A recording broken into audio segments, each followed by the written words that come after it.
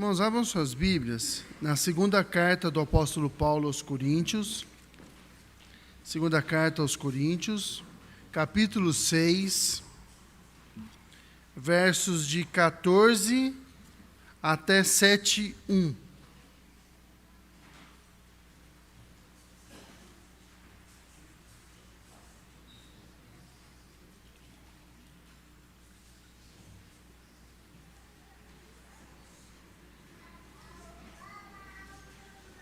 Segunda Coríntios, capítulo 6, de 14 até 7:1.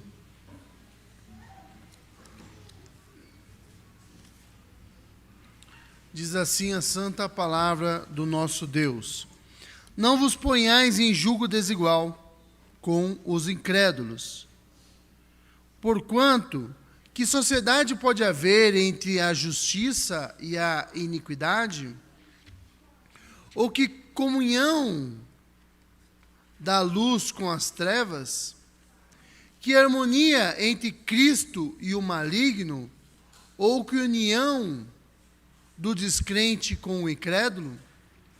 Que ligação há entre o santuário de Deus e os ídolos? Porque nós somos santuário do Deus vivente, como ele próprio disse: habitarei e andarei entre eles, serei o seu Deus, e eles serão o meu povo.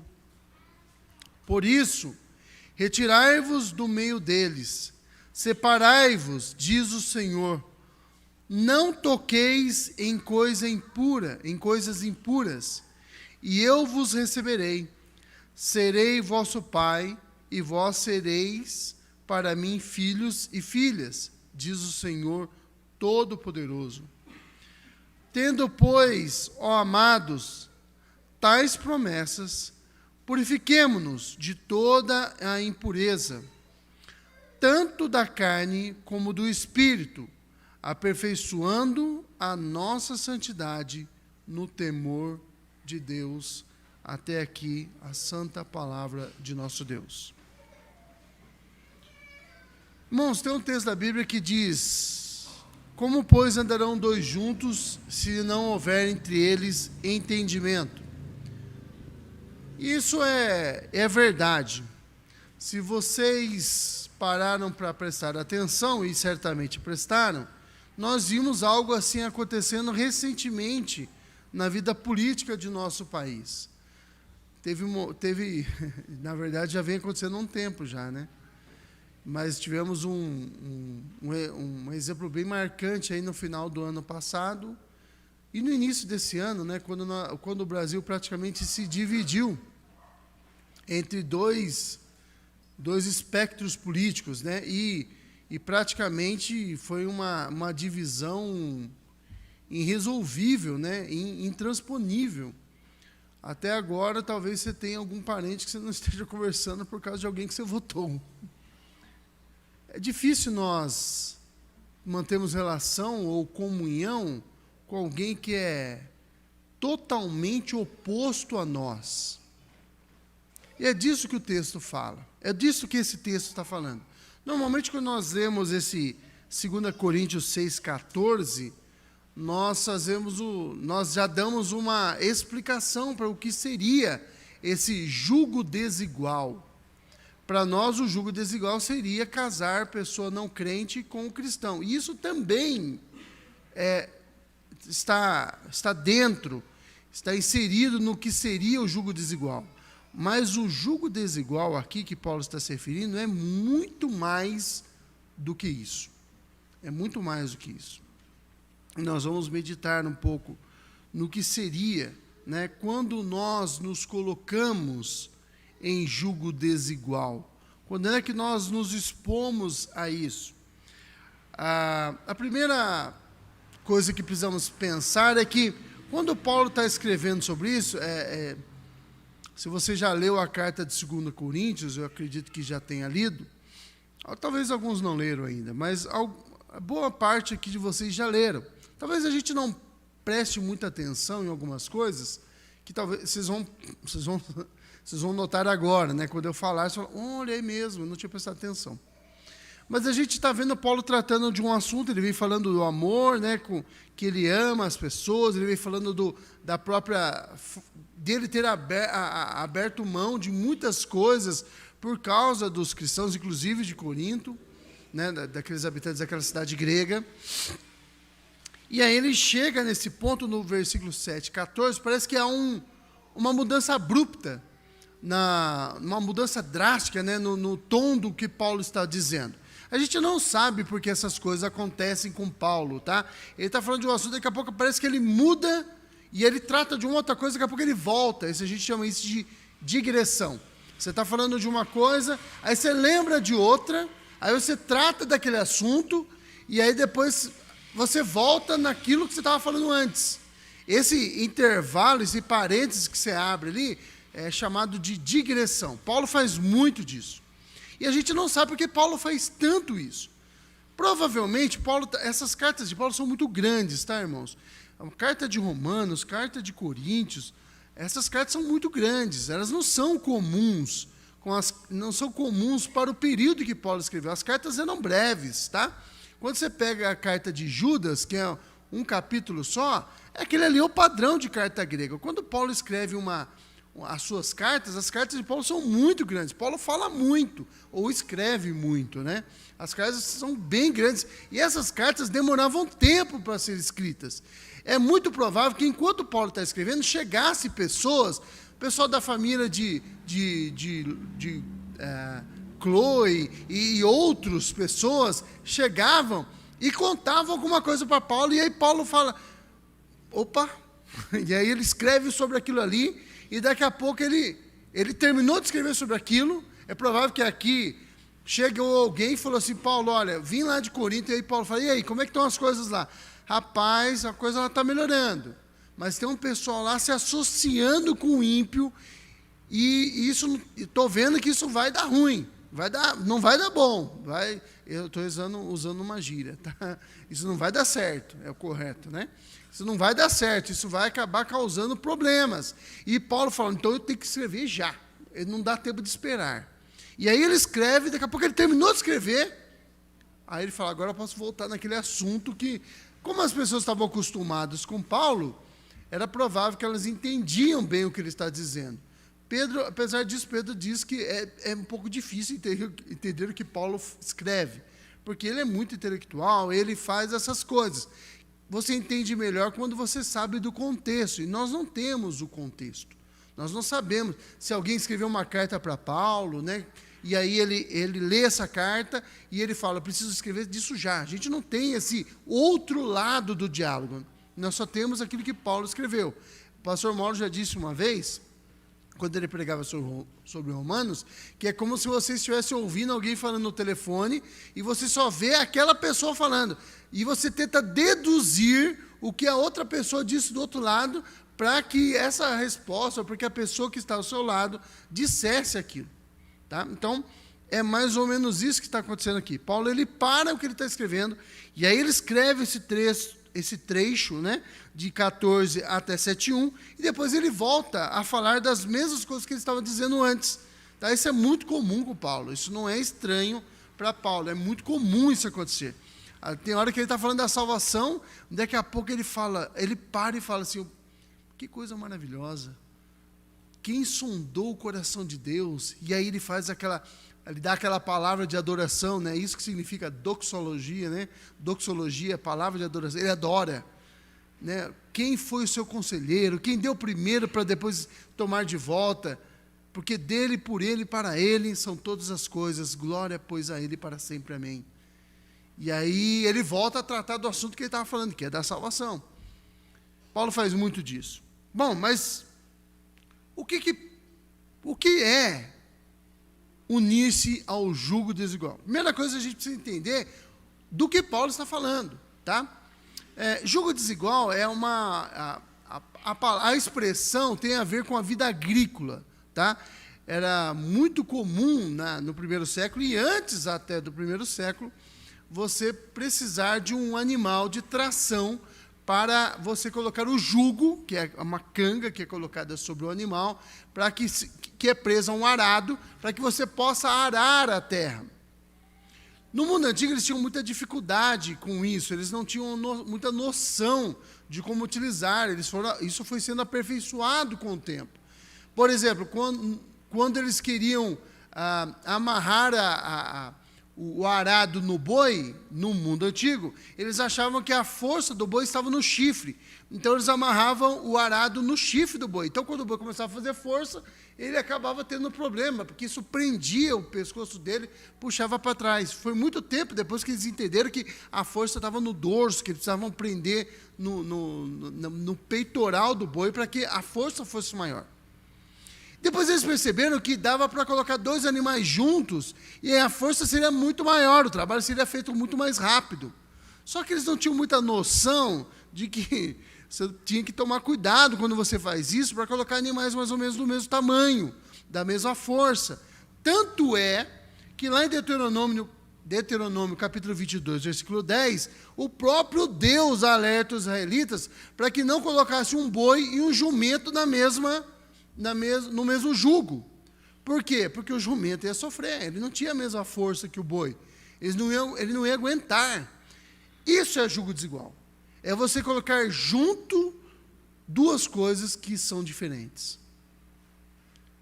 E Paulo está empregando essa imagem do arado, essa imagem da vida agrícola para dizer, vocês não podem se unir num trabalho com alguém que é totalmente diferente de vocês. Não vai dar certo. Não vai dar certo. Alguém vai sofrer. Alguém vai se perder. Isso não pode acontecer. Não podemos nos colocar num jugo desigual. E quando fazemos isso?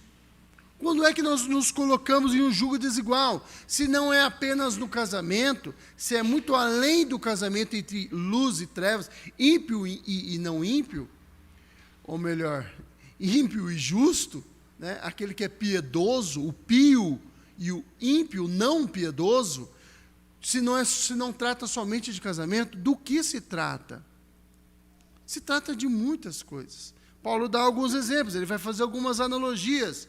Né? Quando e essas analogias, a gente pode encontrar pelo menos 6 aqui, na verdade são 7, mas 2 são tão parecidas, que é mais ou menos 6 e uma repetição. Tá? Ele vai dizer que nós nos colocamos em jugo desigual quando nós nos aproximamos dos pagãos, tá? Dos ímpios, daqueles que não temem a Deus, ao ponto de comprometermos o nosso testemunho, ao ponto de comprometermos a nossa confissão de fé, ao ponto de comprometermos a nossa fidelidade a Deus. É isso que é se colocar em um jugo desigual. É quando nós nos associamos tanto a essa pessoa, e isso é todo tipo de sociedade, não só a sociedade nos negócios, mas quando nós estamos tão comprometidos ou tão unidos, tão próximos com aquele que não teme a Deus, e esses são pagãos, tá? Não se engane. Mas o pagão é aquele que adora outra divindade. Todo mundo adora alguém, irmãos. Todos adoram alguma coisa. O ser humano, ele é um ser religioso por essência. Ele adora sempre alguma coisa. E o ateu? O ateu, ele vive eterna negação, ele é um impostor, ele vive eterna negação e ele adora a si mesmo. Porque o que ele quer satisfazer?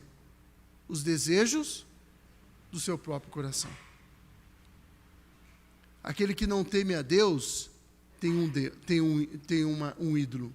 Ele tem um falso Deus. Ele tem alguém para quem ele se ajoelha todo dia. Não literalmente, tá? Entendam isso. Não literalmente. Mas ele se ajoelha, ele adora, ele satisfaz, ele oferece sacrifícios, ele oferece adoração.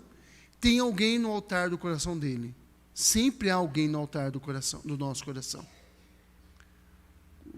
Há uma frase atribuída a Calvino que diz que o coração do homem é uma fábrica de ídolos. E é exatamente isso. Porque se ele não adora a Deus, o que ele vai fazer? Ele vai criar um ídolo para si. É um sistema político, é um governante, é uma pessoa que ele gosta, é ele mesmo, ídolo. É por isso que Salomão diz, os deuses das nações são vaidade. E a palavra vaidade ali é passageiro, coisa passageira, coisa efêmera, coisa que não dura para sempre. como Paulo, então, ele mostra que seria essa união?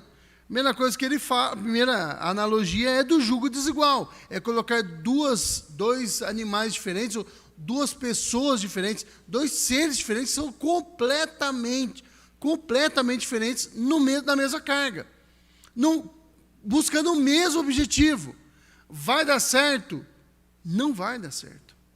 Por quê? Porque Paulo fala, versículo 14 ainda, porque não há harmonia entre a luz e as trevas. São duas coisas de natureza diferente. Onde a luz chega, as trevas têm que ir. Ela não fica, ela não permanece. E que comunhão há entre a luz e as trevas? Não pode haver comunhão.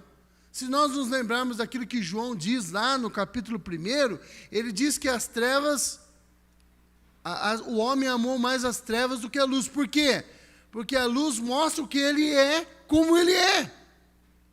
E ele prefere as trevas por quê? Porque as trevas escondem. Por que as pessoas fazem as coisas erradas no escuro? Pelo menos quando ela tem algum temor, né?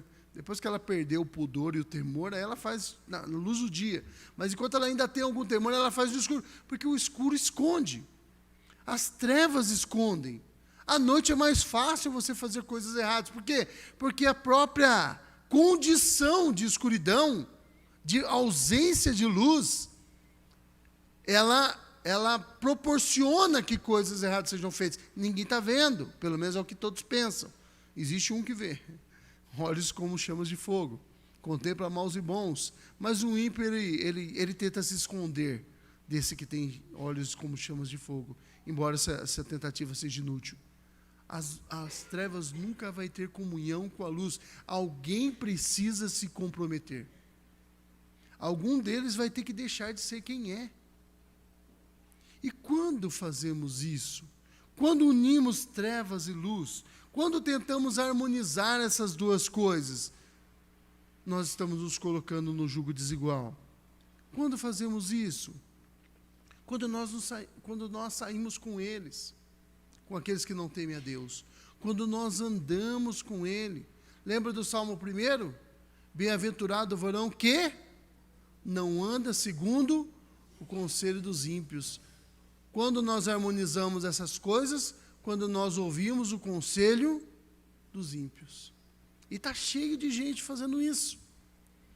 Você paga curso para ouvir o conselho.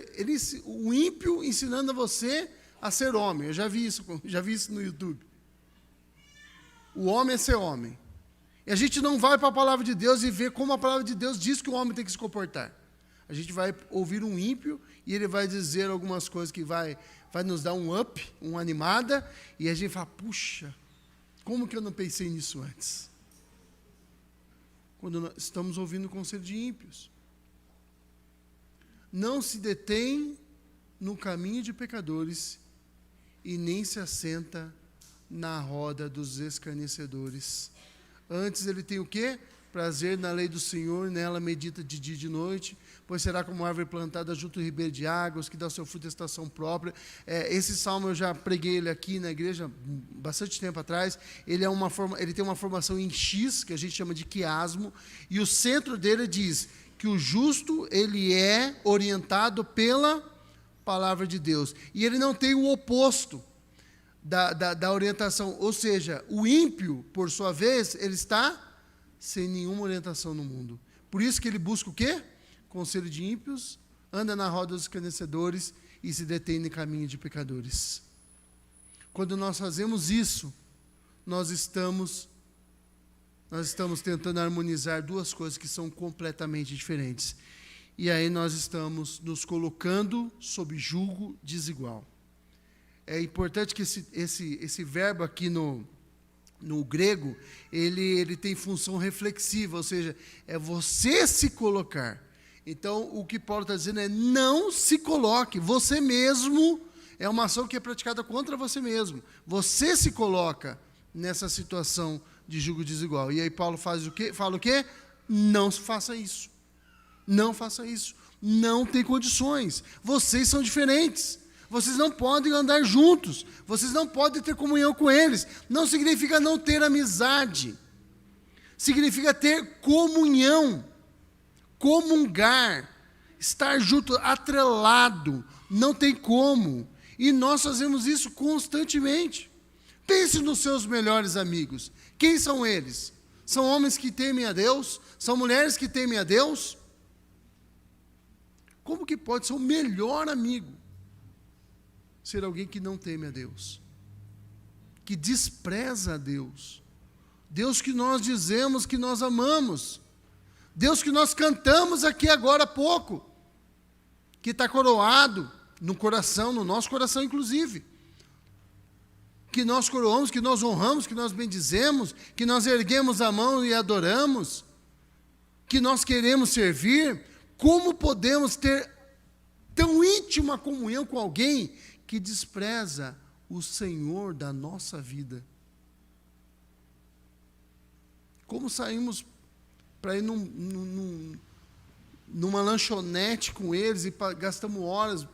Eu estou falando lanchonete para não dizer barzinho, porque acho que aqui ninguém faz isso. Todo mundo aqui é crente, né? Ninguém faz esse tipo de coisa. Como podemos fazer isso? Paulo continua, unindo iniquidade e justiça. Como que podemos nós, que uma vez somos justificados por Cristo, andar com iníquos, com pessoas que não são justificadas? E eu não estou dizendo não viver, não estou dizendo isso, e Paulo também não está dizendo que nós não deveríamos ter nenhum relacionamento com eles. Isso não pode acontecer. Por quê? Porque senão Deus nos teria tirado do mundo. E quando Jesus faz a sua oração, ele diz, não peço, lá em João 17, não peço que os tire do mundo, não são do mundo como eu do mundo não sou, não peço que os tire do mundo, mas que os livre do mal. E aí ele termina o versículo 15, 16 e 17. E ele diz o que no 17 e 17? Santifica-os na verdade, a tua palavra é a verdade. Eles estão no mundo, não são do mundo, eles vão continuar aqui, não peço que os tire do mundo, mas que os livre do mal. Santifica-os na verdade, a tua palavra é a verdade. Como pode? Como pode nós termos... Mas se não é ter relacionamento nenhum, Diogo, o que é? É relacionamento íntimo. Eu vejo às vezes, irmãos, entenda isso com bastante parcimônia, tá? Às vezes a gente vai fazer uma festa, ou vai casar, ou fazer algo desse tipo, e nós convidamos amigos que não são cristãos. E a gente convida essa pessoa, vai ser meu padrinho. E a gente convida essa pessoa que daqui 2, 3 anos ele vai sair da nossa vida e nós nunca mais vamos encontrar essa pessoa. E muitas das vezes, nessa mesma festa, ou nesse casamento, você deixa de convidar, não é nem para ser padrinho, deixa de convidar uma pessoa que talvez tenha sido o seu professor de escola dominical, que é professor de escola dominical do seu filho, ou vai ser professor de escola dominical do seu filho, que cuidou de você, que enxugou suas águas quando você caiu, às vezes correndo, fazendo o que não devia ir pelos cantos da igreja. Ele enxugou suas lágrimas, ele confortou você, ele te ensinou no caminho do Senhor, e nós desprezamos e dizemos, olha, ele não tenho tanta amizade com ele assim. Ele não é tão íntimo de mim. Mas é meu casamento, Diogo, eu quero convidar quem eu quero, exato. E nós estamos desprezando pessoas que oram por nós quando nós estamos doentes. Quando se coloca lá no grupo lá, o Diogo infartou, todos aqui oraram por mim, imagino eu. Ou se não todos, a maioria oraram por mim. Eles choraram por mim, se condoeram por mim, e eles fazem o mesmo por vocês. E nós desprezamos esse momento no nosso momento de alegria, nós desprezamos essas pessoas e chamamos pessoas que entraram na nossa vida 2 anos atrás, há 1 ano atrás, e daqui 2 anos estão fora, nós nunca mais vamos ver. E nós esquecemos que essas pessoas aqui, boa parte dos que estão aqui desde quando eu cheguei na igreja, há 10 anos atrás. E se eu permanecer mais algum tempo, eles vão ficar comigo até um tempo, até o dia que Deus quiser me levar para outra igreja, ou para junto dele, como quase fez há poucos dias atrás. Irmãos, eu estava preparado para ir, viu? Estava muito preparado. Eu só fiquei preocupado e com medo um momento. Quando eu achei que eu iria morrer, que o meu coração começou a diminuir os batidos do coração, e eu queria falar para o meu filho, o único que estava ali naquele momento, o André, falei para o médico, olha, deixa eu falar com o meu filho, porque eu preciso me despedir dele. E aí ele não deixou. Mas ele achou que eu não ia morrer. Eu que achava que iria. E eu ia falar para o meu filho duas coisas. Primeiro, que eu amava ele. E segundo, que ele ficasse firme com Cristo até o fim. Não precisava dizer isso para ele. Porque poderia ser que, se eu fosse levado naquele dia, ele achasse que Deus tirou, ou que Deus fez, ou que Deus foi injusto, alguma coisa. Eu precisava dizer para ele que eu estava partindo para junto de meu Deus. E eu estava pronto para aquele momento. E eu queria muito, se fosse. Queria ficar. Mas se fosse para ir, eu estaria com Cristo agora, irmãos. E vocês só poderiam me invejar. Vocês iam estar todo mundo triste, mas olha, ele já está lá com Jesus, que me dera.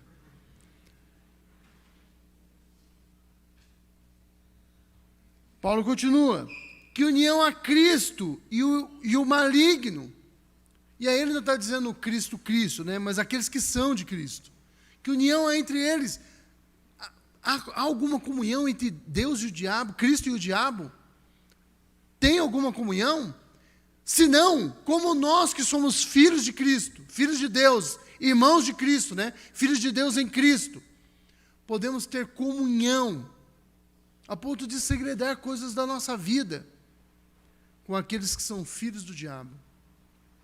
Porque se você não é filho de Cristo, de Deus, irmãos, se você não é filho de Deus em Cristo, eles são filhos do diabo. Não tem, a Bíblia não tem meio termo. Não tem meio termo. Foi dito hoje aqui na escola dominical, o cristianismo é exclusivista. Se o cristianismo está certo, todo o resto está errado. E a cultura woke, ela se coloca em oposição ao cristianismo, porque ela também quer se colocar como única verdade. E aí não tem como conciliar Cristo e Belial, Cristo e o diabo, Cristo e cultura woke. Aproveitando aí da escola dominical da manhã. Que comunhão há entre crente e o incrédulo? Tem como ter comunhão íntima? Não tem. E eles nos arrastarão, irmãos. E eles nos arrastarão. Lembra que tem um texto na Bíblia que diz: as más conversações fazem o quê? Corrompem os bons costumes. Começa a ouvir alguém falando promiscuidade para você o tempo todo, e o ímpio faz isso. Começa a ouvir isso. E daqui a pouco, se você não está falando ainda, você já está começando a pensar nessas coisas. E daqui a pouco você está falando. E daqui a pouco você está fazendo. Que comunhão há entre essas duas coisas? Eu vi recentemente, e eu fiquei muito triste com o que eu vi. Eu vi hoje em dia, antigamente, irmãos, o cristão ele tinha vergonha dos seus pecados. Hoje em dia ele peca e ainda põe no Instagram. Isso chama-se orgulho, né? Orgulho do pecado. Está parecendo com os crentes lá de Corinto mesmo. Lá no capítulo 5, Paulo fala: vocês são jactanciosos. E não é boa essa jactância, porque vocês toleram entre vocês alguém que está tendo relação com a sua madrasta.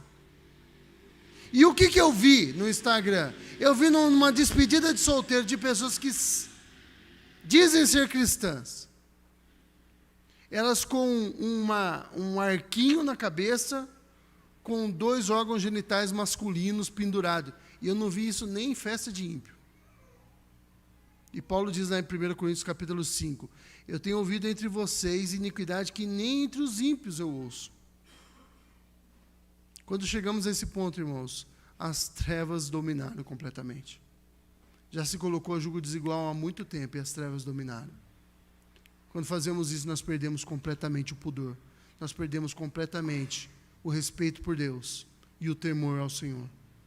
Que união que há entre as trevas e a luz. Que união há entre o santuário de Deus e os ídolos. Versículo 16. Irmãos, e Paulo está fazendo aqui, ele está empregando uma linguagem do Antigo Testamento. Ele está dizendo, olha, lá no Antigo Testamento, havia um templo. Na época de Paulo ainda havia, tá? Na época do primeiro século. Comecinho, pelo menos, até o ano 70 havia o templo. Mas Paulo está utilizando uma linguagem ali judaica. Os judeus entendem o que ele está dizendo. Há um templo lá. E nesse templo, no lugar santíssimo, não há nenhuma estátua de Deus. Deus estava presente lá no templo, no lugar santíssimo. Mas não havia nenhuma escultura. E nos santuários ímpios, no santuário pagão, sempre havia um ídolo lá dentro. Eles acreditavam, inclusive, os pagãos, que o ídolo, a divindade, a suposta divindade, porque não existe outro Deus, não existe outra divindade, a suposta divindade vivia lá dentro. E eles, às vezes, caçoavam dos judeus, porque não havia nenhum Deus, não havia nenhuma divindade visível lá dentro. Porque o Deus judeu, o Deus cristão, ele é o Deus invisível. Paulo está dizendo, olha, que comunhão há entre o santuário de Deus e os ídolos, porque não pode haver ídolo no santuário de Deus. Para o judeu, em contrapartida, enquanto os ímpios zombavam dos judeus porque não tinha nenhuma divindade, o judeu ele tinha asco dos templos pagãos. Ele tinha repugnância, porque ele não podia ficar. A assolação desoladora que o profeta Daniel profetizou, inclusive, foi o fato de Antíoco IV Epifânio, um dos descendentes de um dos generais de Alexandre o Grande, ter colocado uma estátua de Zeus no lugar santíssimo do templo.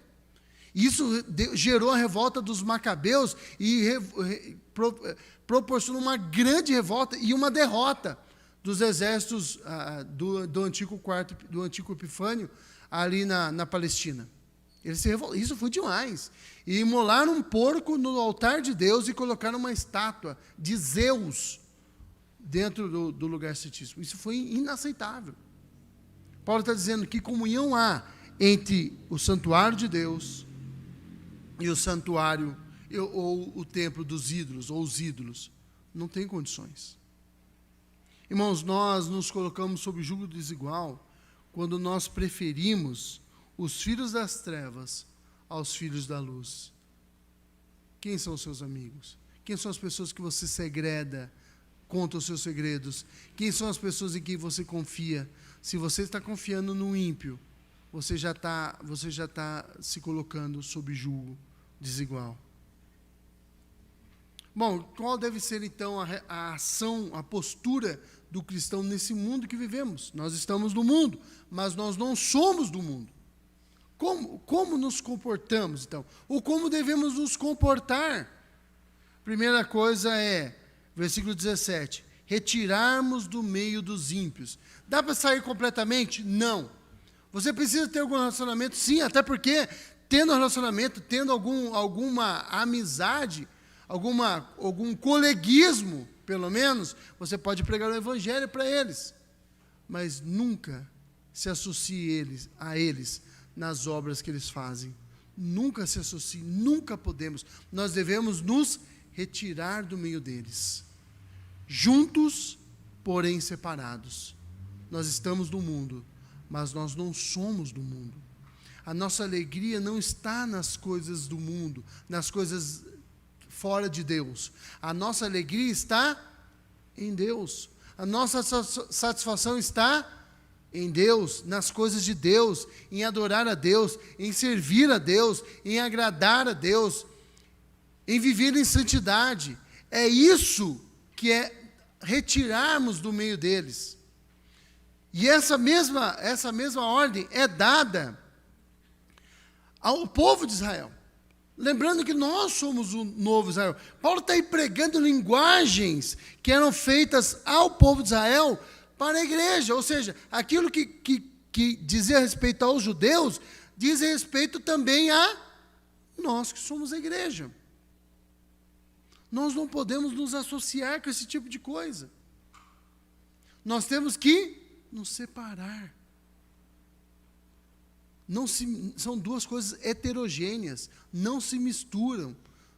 É como óleo e água. Você pode juntar, mexer, daqui a pouquinho as duas coisas se separam. São duas coisas de densidade completamente diferentes. Naturezas diferentes. Versículo 17 diz também que a nossa postura deve ser não tocar em coisas impuras. Nós não devemos tocar, nós não devemos passar tempo olhando. Nós não devemos... E isso é uma luta constante. É uma luta que leva a vida inteira. É o tempo inteiro nos policiando. É o tempo inteiro segurando as rédeas do nosso coração. Porque se soltarmos as rédeas do nosso coração, irmãos, nós nos perdemos completamente. Não devemos tocar em nada impuro, nada que seja contaminado pelo pecado. No mundo do primeiro século, o judeu, ele não podia, o levita, o sacerdote, ele não podia tocar em coisas impuras. E sempre que ele tocasse em algo impuro, ele se tornava cerimonialmente impuro, e ele precisava se lavar. Um sacerdote, um levita, um sumo sacerdote, jamais poderia entrar para o serviço do templo sem se lavar antes. Ele precisava se lavar.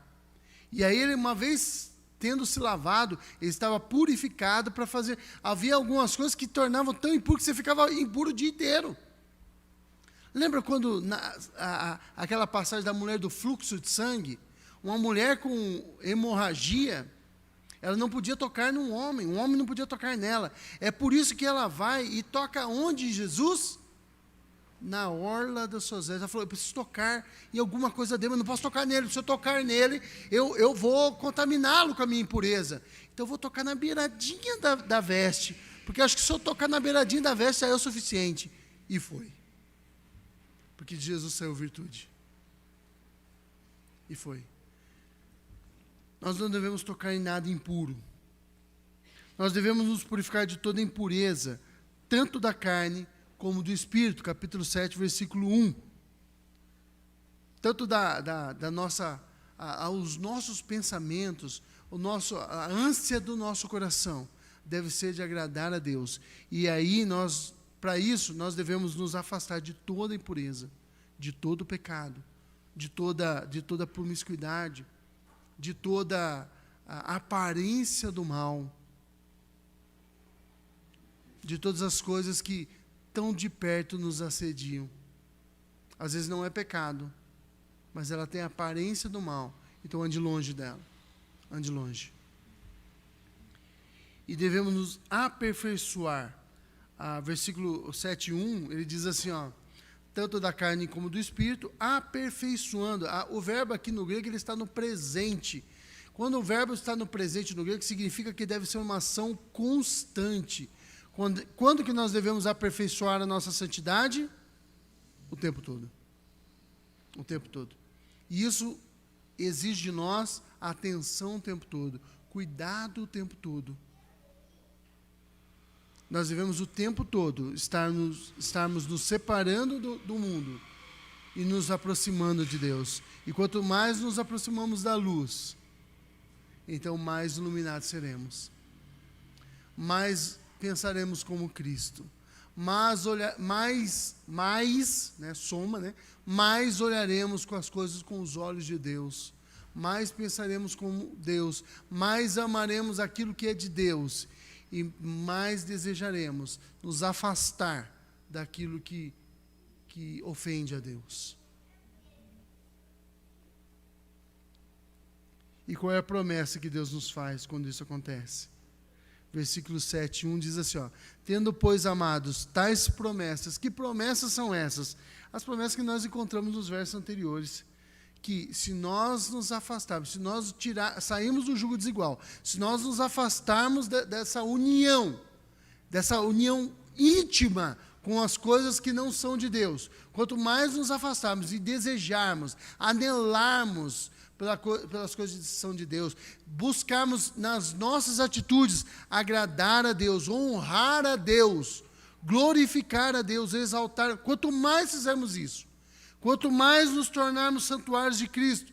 E aí Jesus fala, ele fala lá em João 14, 23, que se nós fizermos a vontade do Pai, o Pai e Ele viriam e habitariam em nós. Em seguida ele faz a promessa do Espírito Santo, porque é através do Espírito Santo que o Pai e o Filho habitam em nós.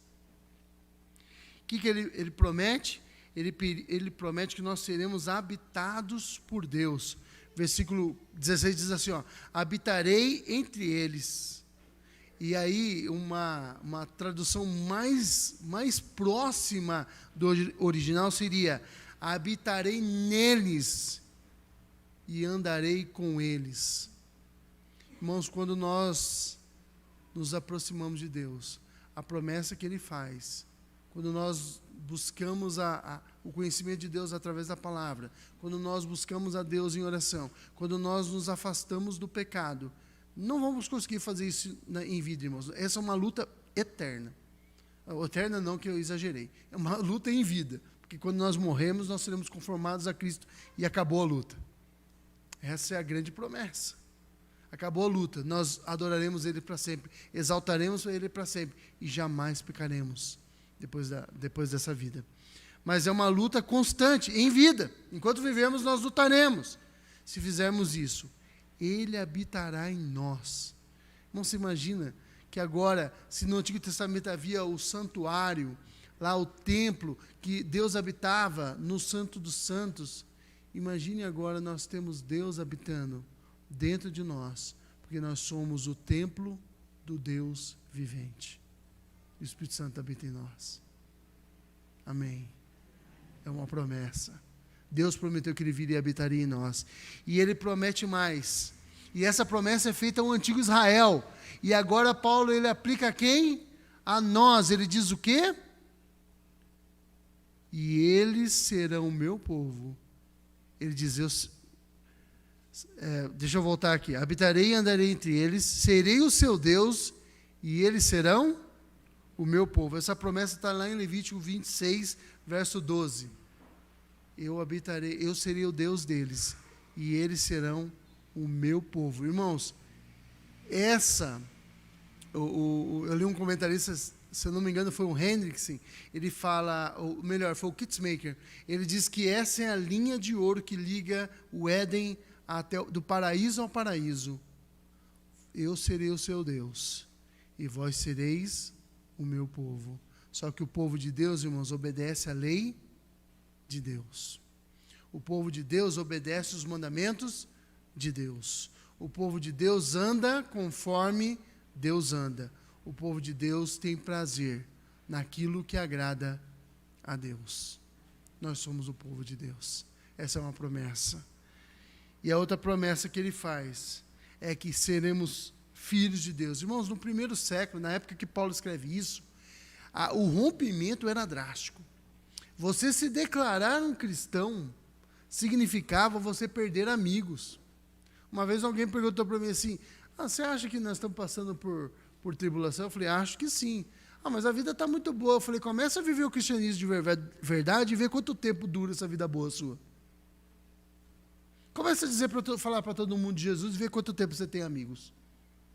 Começa a fazer a vontade de Deus o tempo todo e toda vez que alguém fizer algo errado, você censurar essa pessoa pelo que ela fez de errado. E ver quanto tempo você vai demorar para que você seja totalmente um pária, um isolado do mundo.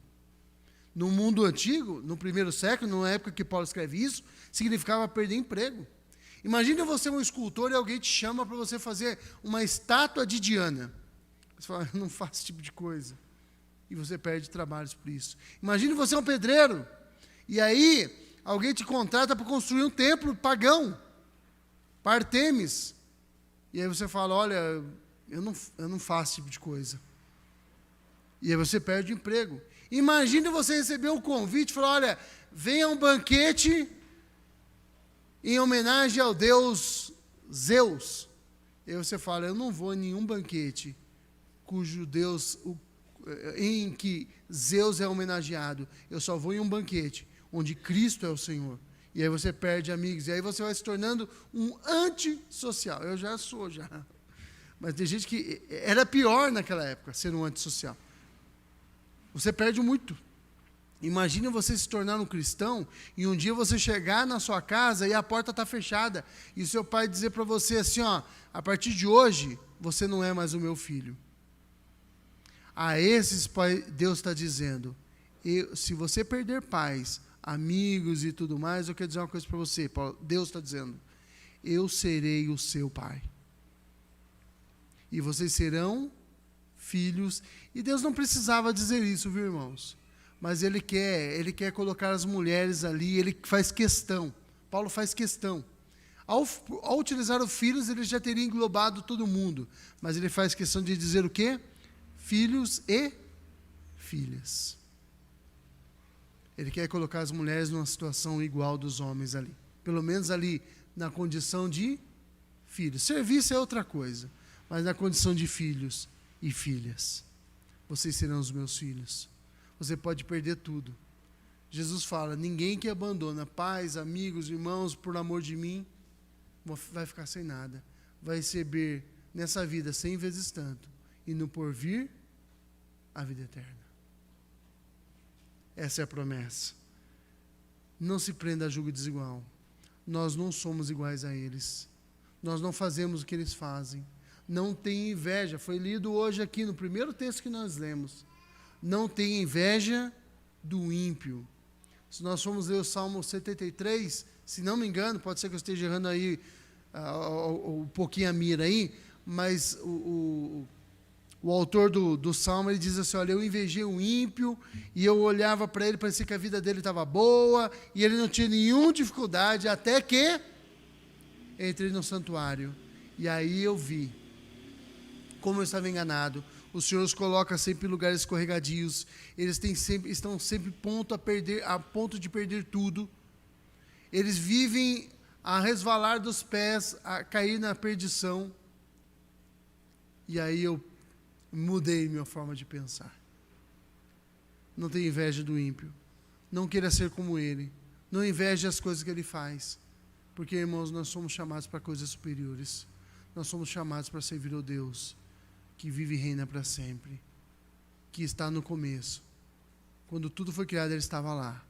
E quando tudo for consumido, quando o céu se enrolar como um tapete, quando como um pergaminho, e as estrelas do céu fugirem, quando novos céus e novas terras forem feitos, Ele estará lá, e nós o adoraremos para toda a eternidade. Há uma promessa. Ele habita em nós. Ele anda conosco. Promessa que Ele tinha feito para Israel. Ele anda conosco. Ele é o nosso Deus. Nós somos povo dEle. E nós somos filhos. Nós estamos unidos a Ele com Cristo. Aquilo que nós chamamos na teologia de união mística. O mística aí não é um místico como vocês pensam não, tá? Que dizem por aí. É uma união misteriosa que nós não temos como explicar. Mas a justiça de Cristo passa a ser a nossa justiça. A santidade de Cristo passa a ser a nossa santidade. E Deus olha para nós pecadores e Ele enxerga a santidade de Cristo e nos declara como justos, unidos com Ele, porque nós somos filhos de Deus em Cristo Jesus, chamados em Cristo Jesus para as boas obras, para glorificar a Deus neste mundo. Não se prenda a julgo desigual. Se una àqueles que temem a Deus. Luz anda com luz. As trevas andam com as trevas. Quando nós nos aproximamos deles, sendo luz, eles vão enxergar o pecado que há neles. É por isso que o mundo odeia o cristão. Porque, embora você não fale nada, a sua conduta, o seu testemunho, a sua forma de viver, é um grito no ouvido dele dizendo, você é um pecador e você vai para o inferno por causa disso. E eles nos odeiam, porque eles amam o pecado e querem continuar vivendo essa vida. Feche os seus olhos. Oremos ao Senhor. Senhor, nós te agradecemos por essa noite, Pai, que estivemos ouvindo a Tua palavra.